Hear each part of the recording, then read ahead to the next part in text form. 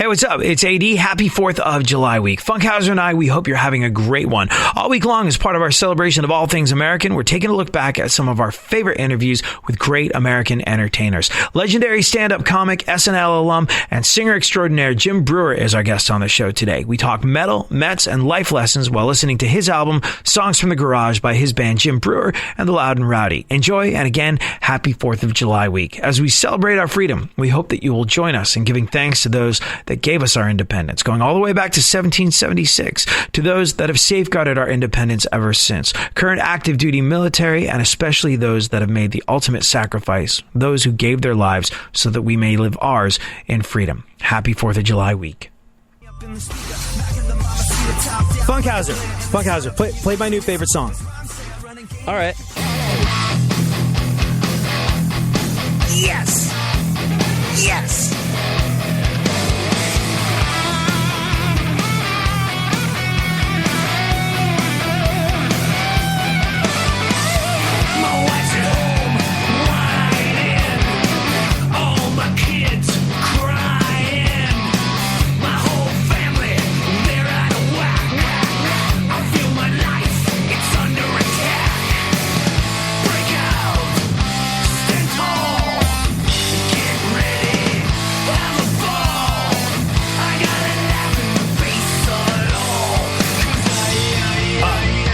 Is huge. Play it loud, Funky. Have no fear, got this under control.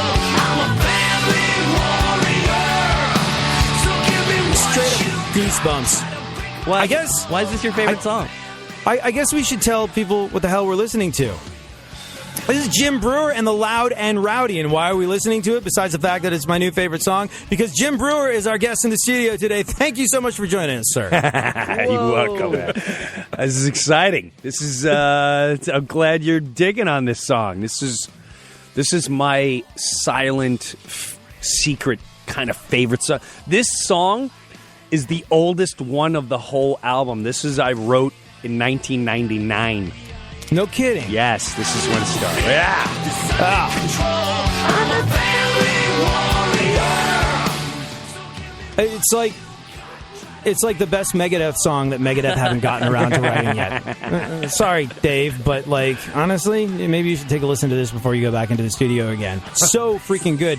And I'll tell you why it's my favorite song in just a little bit, but let's back up for a second. Jim Breuer has an album, Loud and Rowdy. Yeah. Songs from the Garage. And it's a straight-up incredible metal record. It's really, really freaking good. And what a lot of people might not realize about you is you've been singing for a long time. Like, everybody knows you as one of the greatest comedians on the face of the freaking planet, but you've been singing forever, right? I have been, but I didn't know what my voice was. I'm able to imitate other voices. I can do Ozzy Osbourne very easily.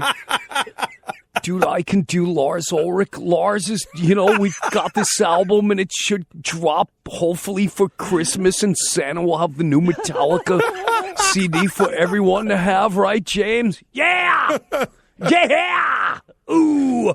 So those is going to be hard getting through this without being in hysterics. Those guys are easy, but I couldn't find my voice. And this song was originally called Heavy Metal Man, and it started in 1999 when I put out Heavy Metal Comedy, except for it wasn't fully developed. I had all the lyrics except for the Family Warrior part. So technically it's my oldest, that's the oldest riff I've had and the oldest song I've had that I get to put on the record.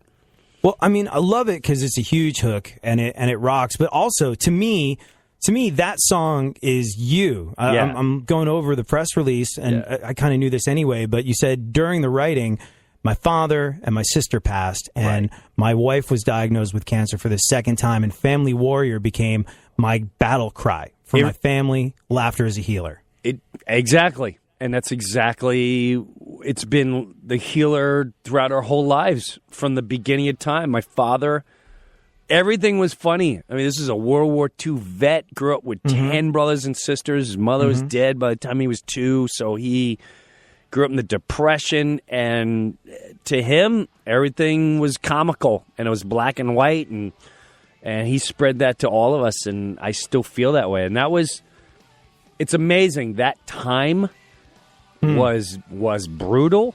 However, of course. However, this was such a great outlet to heal it all. And even my wife just rooting and pushing me, get back in there, go do this, and it was powerful. I'm getting all weird right now. I'm getting all teary, I think. Dude, honestly, knowing you and knowing what you've been through and knowing what that song is about, I'm not ashamed to let you know I got misty when I was listening to that song for the first time, too. More with Jim Breuer when we come back. Thank you so much for hanging out. Oh, I love it. Thank you.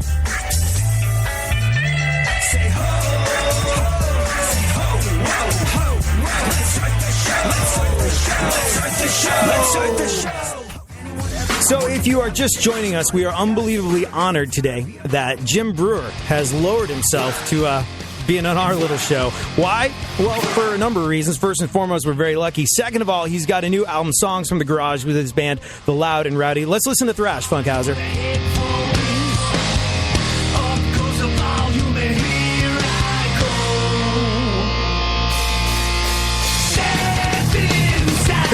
Yes!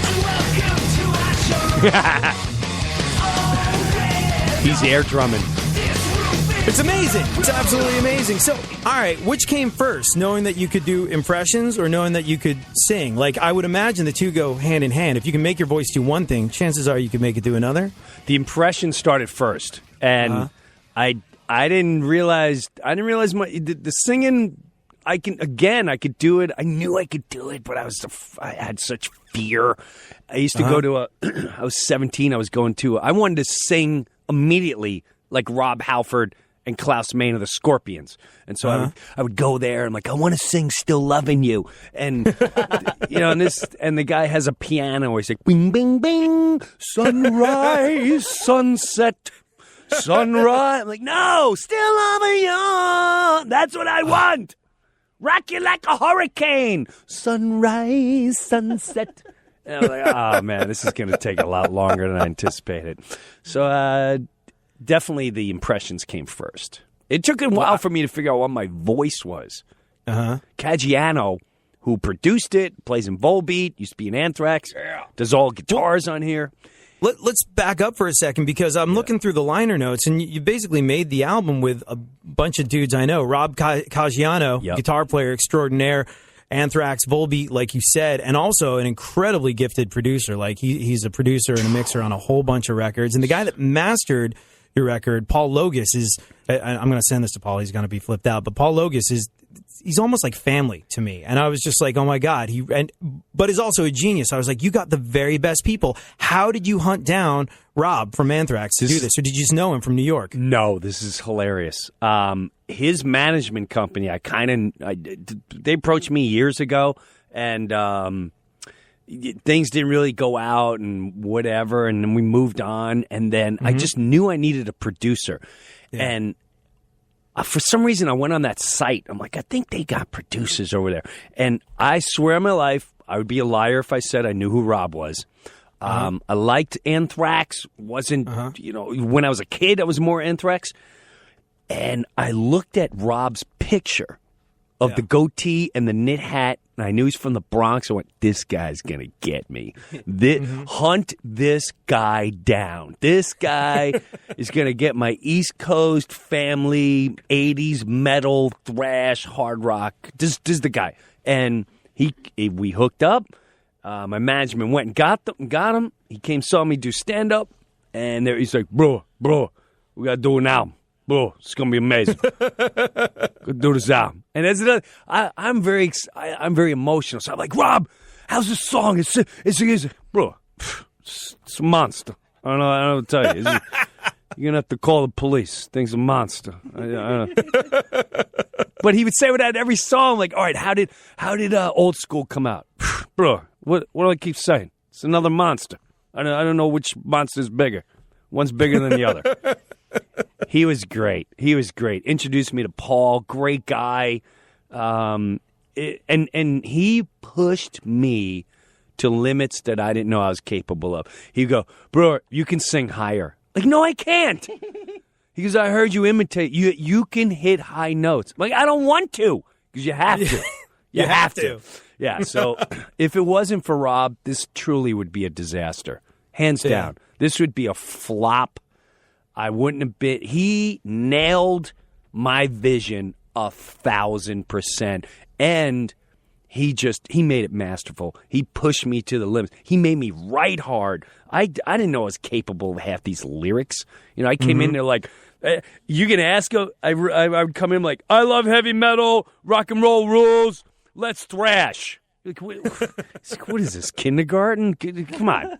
You're better than that. So, yeah, thank God. Hold on. Thank God. You are like one of the greatest wordsmiths on the face of the planet. You thought you would have a hard time writing lyrics? Like, this is surprising to me. Well, I did. I thought I was good. But when Rob got a hold of it, Rob said no. Rob was like, this is terrible. This one's hot. Right here.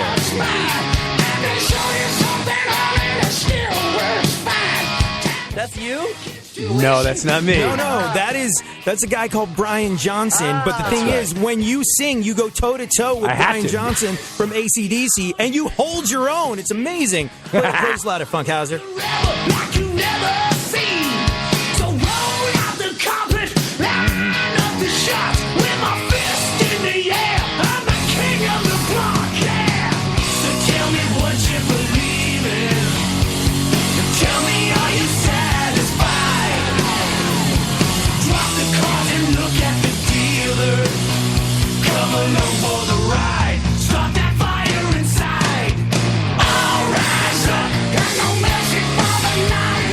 It's huge. It's amazing. Monster. Jim Breuer, the Loud and Rowdy songs from the garage. Do yourself a favor, run out and get it today. I have some questions I want to ask you about Brian Johnson, Sure. also about the Mets and More podcast that you do, and I want to go back to humor being what it is that's gotten you through the high times, the low times, and all the times in between with your family. Jim Breuer is our guest. Thank you so much for joining us. Play it loud, Funkhauser. So tell me what you believe in. Tell me, are you satisfied? Jim Breuer is our guest in the studio today. And he's here to talk about his new album from his band, the Loud and Rowdy, Songs from the Garage. You've got a song called Family Warrior, which I love. I love because it's you. It's the story of you getting through the high times, the low times, and all the times in between, written during a really tough run of things, and about how humor is what absolutely gets you and your family through. And that's amazing. You say that comes from your dad? Well, it comes from my mom and my dad, and pretty much the whole family and everyone I grew up with. We grew up really blue collar, to the point where even my best friend he has nothing in life. He's zero. Never really had much of a chance. And I tell you, one of the greatest moments of my whole life just brings it back to normalcy. I remember I had a big deal in California. It was going to be a TV star, cover TV guide. Me and Dave Chappelle on a TV show, and all this big stuff going on. And I remember the commercials were airing for the show. We were following Home Improvement.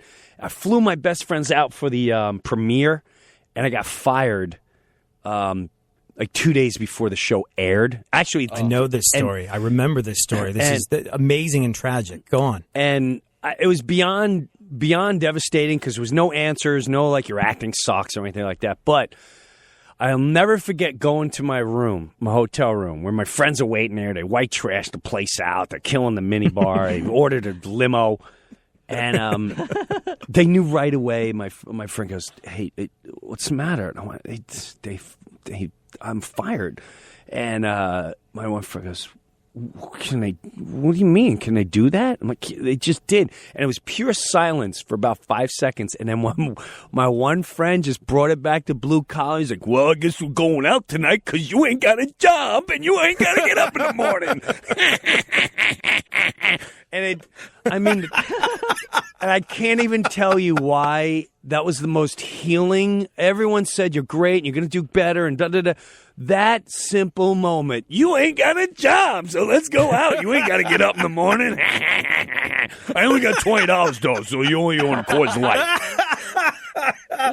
Oh, God, you make my chest hurt. I'm laughing so hard. And we laughed. I laughed so hard. I went, and he He changed my life right there. I mean, that's the way our mentality's been our whole life. Like, listen, we're not going to change the situation, whether it's mortality, a firing, whatever you have going on. Like, you're not going to change it. So you have two directions to go: weep and feel bad, or find the funny, heal, and move on. And that's what we always chose to do. You know, there's very few things outside of you that can make you happy. I think you're absolutely right. You got to find the funny, move on. You got to create your own sense of happiness. And there's not a ton that makes me happy that I haven't sort of created within myself. But when the Mets win, that makes me happy. When I listen to Howard Stern, that makes me happy. When I hear you, that makes me happy. Like something, there's very small number of things outside of oneself that can make you happy. And you and your attitude and hearing you talk about this stuff is, I don't know if you intend for it to be, but it is one of the most uplifting things I've ever heard. I'll go back to old interviews with you just to hear you talk about this stuff. You've been a tremendous roadmap in my life. You really have. Well, that's huge to me because I pride myself on living by example. That's how my crew grew up. Like, you can say you're this and say you're that and go do this and you just live by example. People notice. And it's interesting that you brought up the Mets thing. Another part of the healing and comedy came from, you know, this whole Mets video that started going nuts, my recaps after every show on Facebook.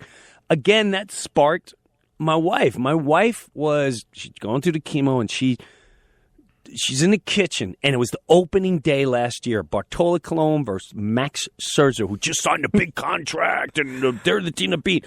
And Bartolo, by the way, if you can't find comedy in Bartolo Colon, you can't find it in anything. I love that guy. There's nothing funnier than a Bartolo Colon at bat. Who doesn't love Big Bart? And he went toe to toe with Max. Max Scherzer had a no-hitter against the Mets to the seventh inning. They beat the Nationals, and I was going nuts like it was seventh game World Series. And I turn around, my wife with no energy, her hair's gone, and she's got this smirk on her face. And I go, what's so funny over there? And she went, this is what you should be making videos. As a fan, the way you act, you're going to bring so many fans joy as long as you stay that fan. Do that. And I went, oh, my God, you think so? She went, every game. Every game? Every game? Every game? How about just she said, no, just you should be in a net. You got to put this out there. And again, that technically came from tragedy. So you gotta find the goods in life. You know, we found things to bond each other, and that was one of them. And I love doing it now. I get goosebumps hearing you talk about it. Not just goosebumps hearing you talk about the Mets, but that whole experience. Can you still make your wife laugh? Because I remember hearing Jerry Seinfeld say once, like, you know, your wife's used to you. She's around you while you're going through your process, finding the funny and everything. Can you make your wife laugh? And I think Stern asked him this, and he was like, I really have to be throwing the heat to be able to get a laugh out of my wife. I make her laugh hard. I make her belly laugh hard. But just like Jerry says, you have to bring your A game. And she's a different crowd. She didn't pay to come see me. She's not excited, waiting for the big laugh. So I have to hit her with little subtle moments and left field and jokes that come from the back end she didn't see coming. So I pride myself in making her bust a gut. And she keeps me. It's almost like what was those movies? Inspector Clouseau, when he come. Pink Panther. That's right, Pink Panther. He come home and he's got to deal with Kudo, whatever the guy was, and they fight. He's like, I don't want to do this today, and the guy was hiding, and he's ready to kick his butt. That's me coming home trying to make my wife laugh. Like, she has no clue I'm on a mission today. So yeah, I still make her laugh, man. How have you been received by, like, the Mets fans? That, you know, your Mets and More podcast, the videos that you make. Like, I mean, when did that stop being you being a fan and become sort of what seems like a vaguely official part of the Mets? Well, I'm still just part of the fan. So they warmly accepted me and other teams, other fans now. I notice if I'm nice, I just go, hey, you know what? Sorry we beat you down. You have a nice little team. Oh, that was classy. We're with you now. So I think the Mets, in the middle of the season, they kind of just embraced me as that guy. It was weird to go to the stadium and see little kids come up. They don't know anything about me except That's the Mets video guy. Oh, my God, Dad, that's the Mets video guy. And I'm like, wow, okay. And what it did for me, which I had no clue it was going to do, a whole new fan base discovered like who I was. You just think you put things out there and people either like you or don't, and you have no clue. And I live in this little entertainment world. Like, people kind of know who I am, and they either like me or don't. No, I'm on 1% of the radar, and now the Met fans show up at the shows, Met hats, Met shirts. The East Coast, you can't buy a ticket, and I'm noticing. Like last night, I was about a week, I was in California doing shows, and there were Met hats, Met shirts. It became a family, and still does. It still does. It's it's only a minute. I only put out a minute, and I just love doing it. I'm not making money. I'm not trying to make money. I'm just doing what my wife said. Stay the fan, and the fans are gonna love it, and it is. I'm working on passions right now. Passion, Mets, metal, comedy. I'm in heaven right now. I'm in heaven. There's something about being a Mets fan. Like, I live mostly Texas and California, but from New York, I didn't even grow up in New York. I grew up in England, and the way I got hooked into the Mets was like, I 5 years old. My dad lets me stay up late in England. He was the pitcher on his high school baseball team. Wow. And we moved to England. And my connection with the old man was playing catch and watching ball. And so, like, 86 World Series, arguably the greatest World Series of all time, the team from New York, where I know we're vaguely from, wins. I'll still get goosebumps talking about it now. Like, it stays with you forever, and you are... Like, nobody chooses to be a Mets fan. Nobody chooses. That is thrust upon you. But one thing that I've heard said is... Mets have so many stand-up comedians that happen to be their fans. There's right. you, there's obviously Seinfeld, there's Chris Rock, there's Kevin James, and I read somewhere that it takes the same sort of self-loathing to be a stand-up comic as it does to be a Mets fan. Can you speak to that? That is exactly true. I go up, and it took me... I think people... I look like I'm baked all the time, and so I'm already behind the ball. Expectation levels of me are already below zero. And people judge me, and I have no problem putting my humility out there. And that you need to have that as a Mets fan, because yeah, you do. They'll have that run, but they have years of just horror. Hey, we're winning 8-0 going into the ninth. I don't know if you watched last night, but the Cardinals scored 9 runs in the bottom of the ninth to take away the not only did a no-hitter was going on, but they blew the no-hitter and they lost the game. Tragic game for the Mets again. Tragic year for the Mets again. And it's, but you're right. This Mets family, like, there's this guy that sort of discovered me on Twitter at Big Mets Fan 1. He'll be thrilled that we shout him out. But, like, honestly, I'm watching the games from either California or Texas, and that Mets family just reaches in and embrace you. They find you. They connect with you. And it's like, it makes perfect sense to me that this has been such a big deal for you. You know why? Because if you're a Mets fan, I instantly can relate to you, because if you're a Mets fan, you instantly you deal with pain, you deal with suffering, but you're loyal, you're faithful, and you love them no matter what. It's like loving an alcoholic. You know they're going to disappoint you. You know they're going to flake on you, but you go, you know what? I love them. They're family. They're going to get better one day. They're getting help. And that is, I guess that's the best way. It's the foundation of life, where if you got a team, no disrespect the Yankees, but yeah, it's expected. You got maids, you got people driving you around. So, see you in October when we're in the playoffs again and again and again and again and again and again. Yeah. It's expected. You know, where's my breakfast? What's going on here?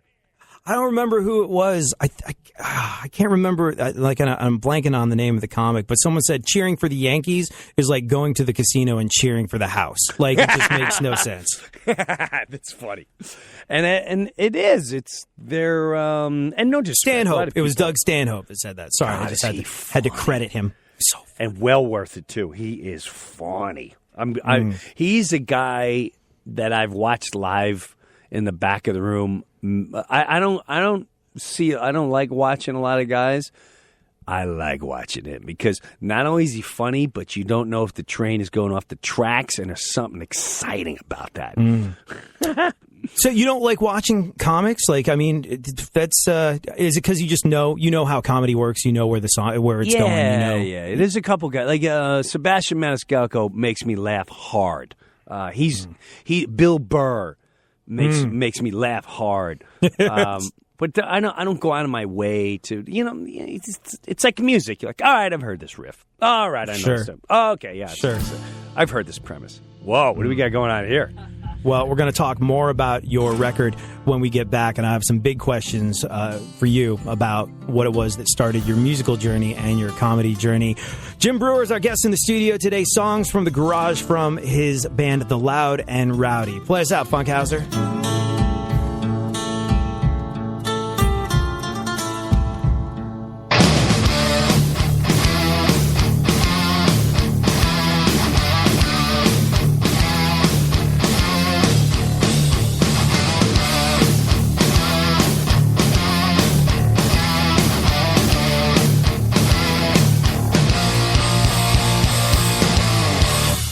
Travelers in time, that's a fact we cannot change. It's your soul, that's who you are, and your body's just a cage. What lies beneath it all? Welcome to the unexplained. We lie awake, let our thoughts burn up the night. We are the chosen ones, affairs of the light. Break down the walls, don't surrender to it all. Jim Breuer is our guest in the studio today. Why? Because we're incredibly lucky, that's why. Also because he's got a new album called Songs from the Garage with his band, The Loud and Rowdy. Let's play this loud for a second, Funkhauser. That is Rob Caggiano from playing guitar. No question about it when you hear Like that. a locomotive, full steam ahead. Could this be a side effect? Are these kids on meds? Wow! It's hyperactive actions. What the hell can this be? Full-blown madness right in front of me. Candy eyes and sort of smiles and raging far and wide. Can't believe just what I see. Higher than the sky. Sugar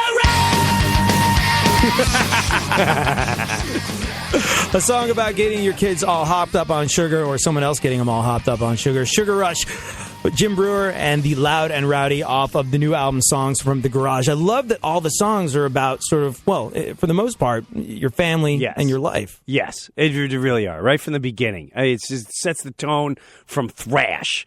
Thrash is who I am at the end of the day.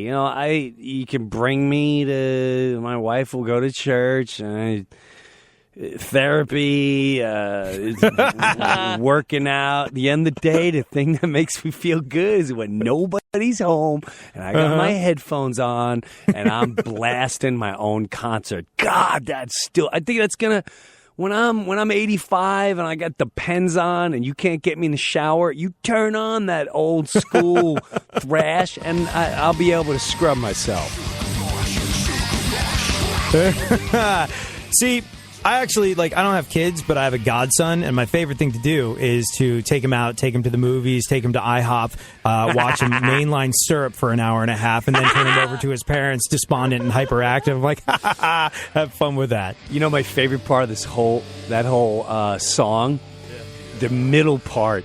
I don't know why it makes me laugh so hard. It's a breakdown. It's a total Van Halen breakdown, but I say, I don't know why this makes me laugh. I come back and I see they're all bugging out, and I say that sugar devil got control. It's that sugar devil. It's right here. This is when everyone's clapping. All right, everyone, put your hands in the air. Let me see everyone clapping.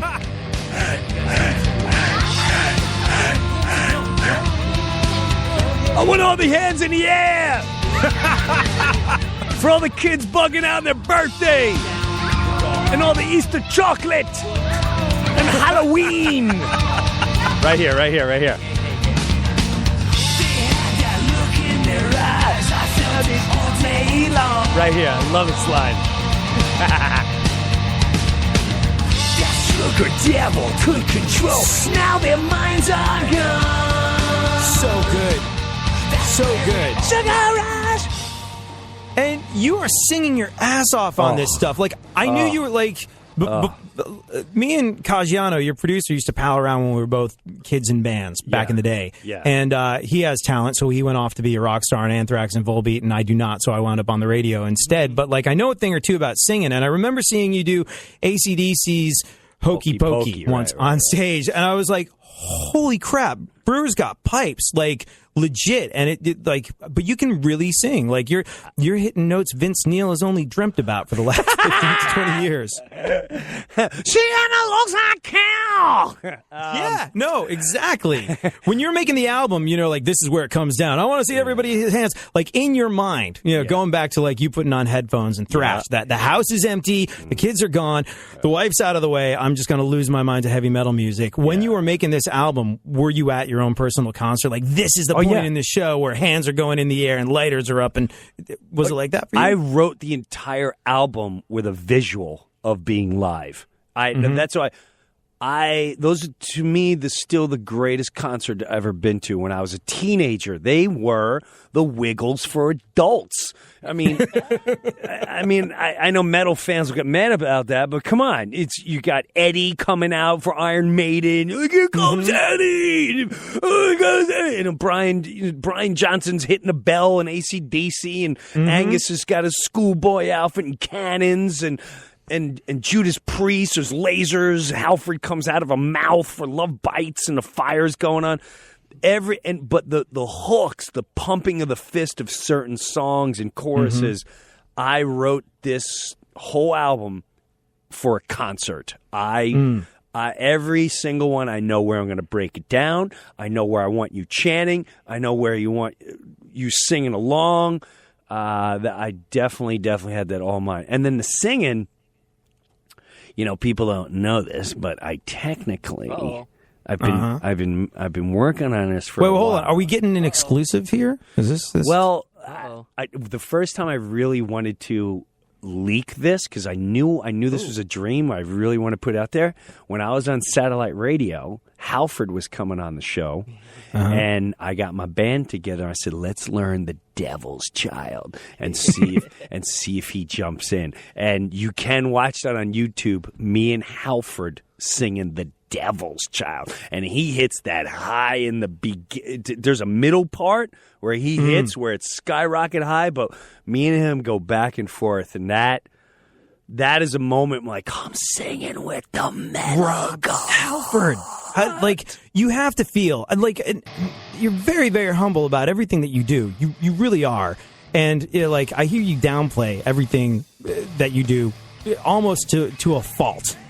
Like, this is such a big deal to so many people listening, such a big deal to me and Funkhauser that you're here. And while you downplay everything, you got to at least allow yourself a moment when you're doing things like singing with Rob Halford or Brian Johnson of AC/DC, where you go, I win this one. I win it. Listen, I think I balance my whole life being as normal as possible. Because at the end of the day, it's my wife and kids and my family that is waiting for me. And the other foot in the entertainment. So I keep as a fan. You know, these are still the gods. I'm just playing. We're all just playing while we're on Earth. Well, you need to pat yourself on the back for any number of reasons, not least of which is this incredible album you've made, Jim Breuer and the Loud and Rowdy. Songs from the Garage. More when we come back. Thank you so much for hanging out, Jim. Thank you.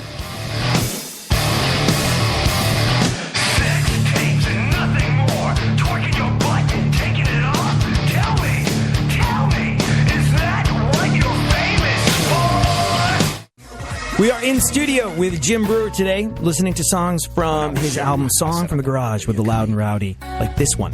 But they all laughed at me. Well, they ain't laughing now. I kept that dream.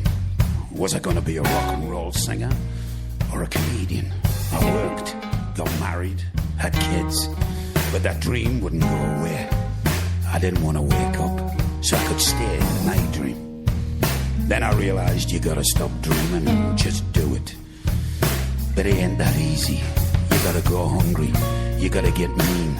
There ain't no nice place in between. You gotta go for the jugular. You gotta take it on the chin. You gotta eat the food that other people bring. You gotta want it real bad.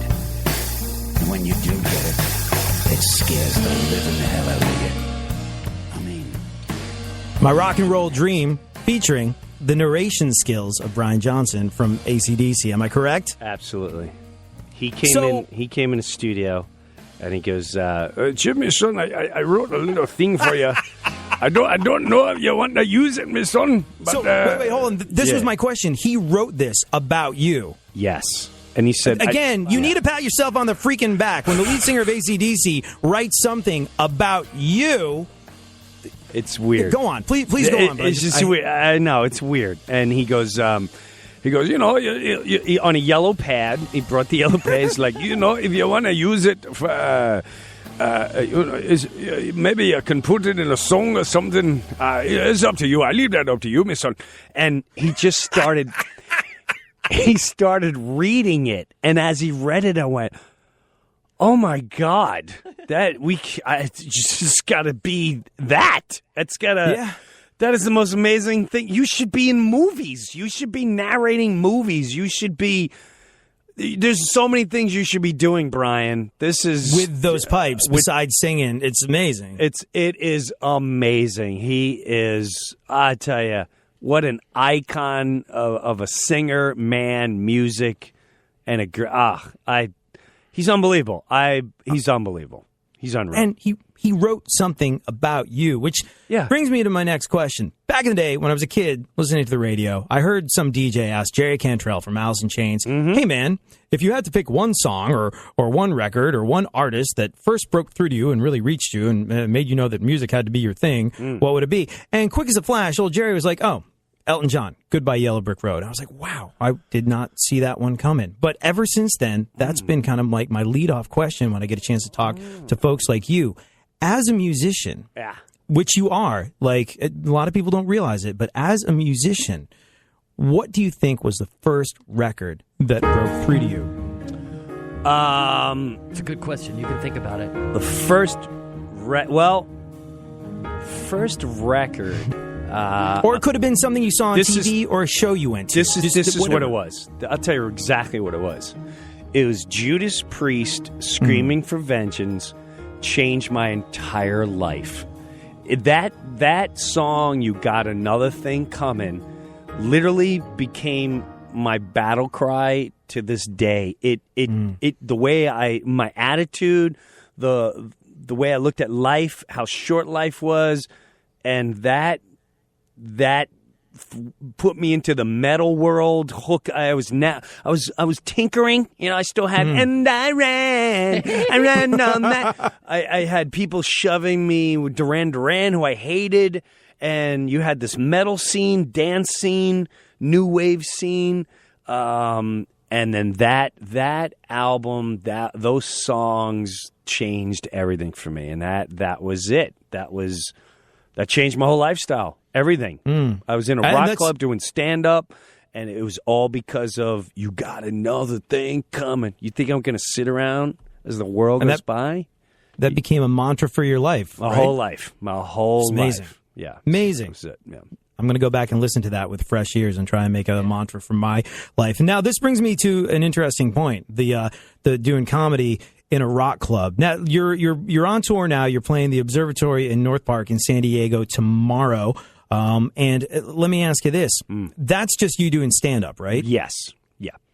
I read that you played the Wacken Festival, the ginormous German metal festival with a band, though. And this is kind of what made you decide to make a record. Like, people were bugging out on the songs that you were playing. You're like, wow, imagine if they'd heard this on an album. That would be pretty cool, right? So you've been combining comedy and metal for a while now. It sounds like all the way back to your Judas Priest days. Yeah, well, I toured with a band in 1990 through 1993, 4, where we would go out and I would do, the best way to describe it was I would do stand-up and they would score my music, sort of something that you talked about, the great guy on... like Garrison Keillor? Correct. I Yeah. haven't heard them, but it sounds like I took the hard rock route where he took a full-blown music of all different sounds. And I'm going to send you some stuff of his to listen to because I really think you're going to get a lot out of it. Oh, I know I you've will. got your stuff on lock, but like when I first heard what you were doing with comedy and music, I was like, he's like the Mel Garrison Keeler. Like, this is amazing. But and go on, that's what I please. was doing. I would go out, I would do my stand-up, and the band would score my stories. So if I'd say I came in and I felt wasted, I'm like, they would enhance the mood, and then I would do bands. We would do Metallica, Motley Crue, Judas Priest doing Gilligan's Island, or it was an improv thing. Give me something they should do. Okay, give me a TV theme, and we toured, and I stopped doing it. I had children. I didn't want to tour. I went to radio, and then I started going back out in 2008. 2008, a lot of people would come to my stand-up shows and go, are you ever going to do that band thing again? I said, you saw that? Oh, my God, it was the greatest. I still remember that one song, 4 a.m. Like, wow. Do you have a record? No. So Vakken was the beginning. However, I did Rock on the Range with the band, and I'll never forget this. It was like 2 p.m, and the band before me, I don't remember who, they had like, I don't know, 200 people in front of them, which looks awkward in a big space. It does. And I didn't want to You go just summed out. up my musical career, by the way. Hey, we're going to put you on a huge festival. Hello, 50 people that are annoyed that you're disturbing their conversation. But go on. Right. And so the guy goes, a woman comes and goes, all right, are you ready? I went, yeah. I go, is there anyone standing in front of the stage? She went, you haven't looked? Well, no, she goes, I can't see where the crowd ends. I'm like, come on. Oh. And I walked out. It was thousands. I went, oh my God, we better. And we started with the band, and the greatest thing was watching them thrash. We did thrash that day. Wasn't fully developed, and they were. And by the second verse, down goes garage door, and I saw them chant and went, oh my God. And then when we did the Metallica Orion Festival, we did 2 days. Yeah. Dude, let me tell you something. I was very excited to have Jim on this thing and just to watch him tear it up. And James introduced him right. Yeah. So he brings me on stage. I did both days. The first day, they blew their minds. The second day, more people came, and they were waiting for certain hooks. And I saw them already dancing and chanting as it was coming up. And I went, if we're killing just being raw, just imagine when they have the work in front of them, they memorized it, they love it, and now they come see it. And then we have this whole other element of the show that don't even know when they come see the storytelling, the stand-up comedy that'll lead to these songs. I got to get a record, but I have to do it right. I have to make it amazing. And thank God, I feel like I pulled it off.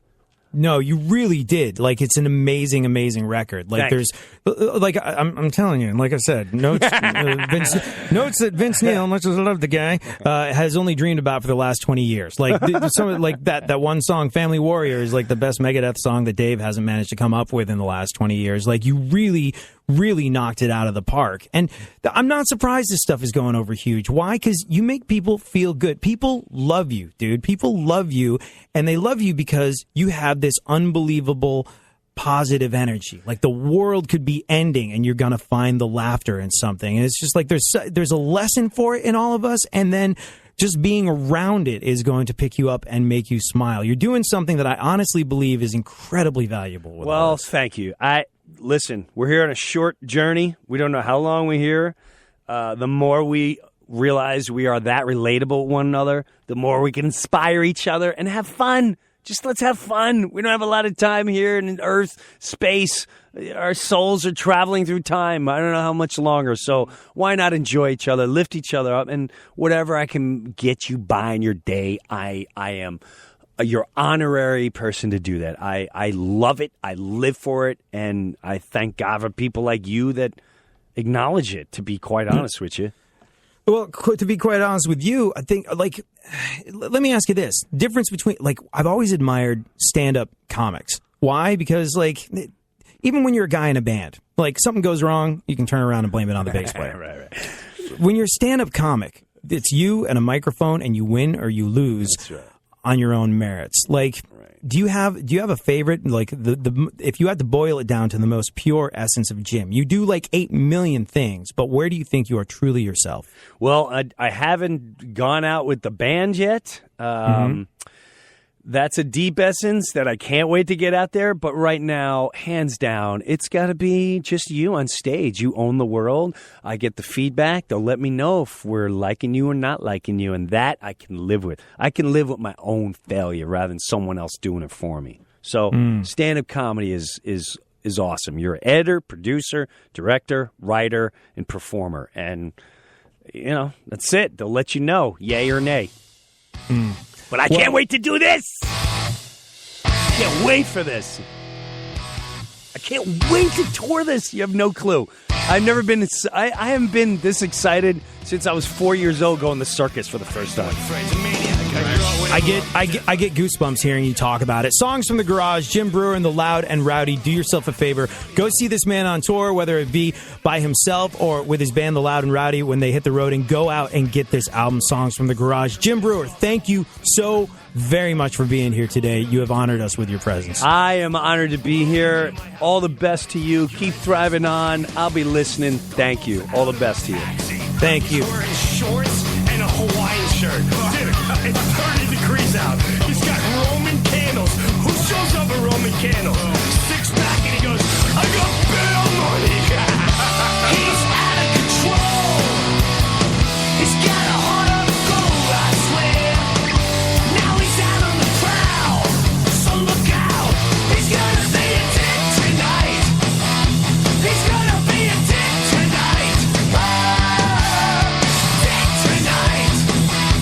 He's gonna be a dick tonight. He's gonna make a life hell. Now we're in full bloom, but we're getting thrown out of the bar because he started a fight with the bouncer. Okay? Well, yeah, he's hitting on the bouncer's wife who's pregnant. I go, how do you not know this situation? He goes, bro, I thought she was fat. You know how I like chubby chicks. And this is what he's explaining from the husband. So naturally, the guy throws this out. So what does he do? He takes his Roman candles and starts firing it at the bouncer. And then he gets hit by a